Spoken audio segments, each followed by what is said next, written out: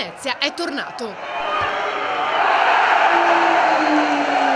Domenica al Penzo gli arancione-roverdi sono stati protagonisti indiscussi, regolando ai tifosi un successo, il 6-1 contro la Triestina. Nelle ultime due partite abbiamo fatto bene, abbiamo fatto soprattutto un passo in avanti sul piano del gioco, e i risultati ne sono una testimonianza. Io dico che è quasi un peccato avere la sosta, perché era importante continuare con questo trend positivo. I ragazzi di mister Favarin hanno dimostrato di essersi dunque scrollati di dosso la ruggine accumulata negli ultimi tempi e ora bisogna guardare avanti.